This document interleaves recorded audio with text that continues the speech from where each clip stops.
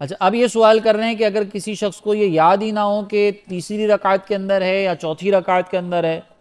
تو اب اس صورت میں کیا حکم ہوگا؟ یا بعض اوقات پہلی دوسری رکعت کا بھی مسئلہ ہو جاتا ہے، تو اس میں حکم یہ ہے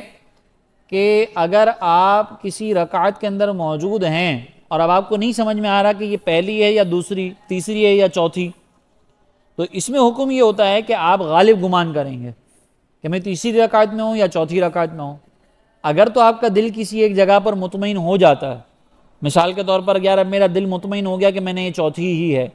تو آپ اس اطمینان قلبی کے اعتبار سے اپنا معاملہ اختیار کریں گے۔ اور اگر دل مطمئن نہیں ہو رہا، سمجھ ہی نہیں آ رہا، یاد ہی نہیں آ رہا، کسی ایک جانب دل مائل ہی نہیں ہو رہا، تو پھر اس میں سے جس کے بارے میں یقین ہے نا کہ یہ تو میں پڑھ چکا ہوں، اس پر عمل کریں گے۔ جیسے مثال کے طور پر شک کس کے اندر ہو رہا ہے، دوسری یا تیسری میں، تو کم از کم یہ تو آپ کو پتا ہے کہ میں نے دوسری پڑھی ہے، تو اس کو دوسری کنسیڈر کریں گے۔ تیسری اور چوتھی میں اگر ہو رہا ہے تو اب یقین کیا ہے کہ بھئی تیسری تو میں نے پڑھی ہے، اب یہ چوتھی ہے یا نہیں ہے یہ مجھے نہیں پتا، تین کا مجھے پتا ہے، تو یہ اس کو تیسری کنسیڈر کریں گے۔ اسی طریقے سے پہلی دوسری کے اندر اگر شک ہو تو یقینی کون سی ہے؟ پہلی۔ دوسری کے اندر شک ہو رہا ہے کہ پڑھی نہیں پڑھی، تو اس کو پھر پہلی کنسیڈر کریں گے، ٹھیک ہے۔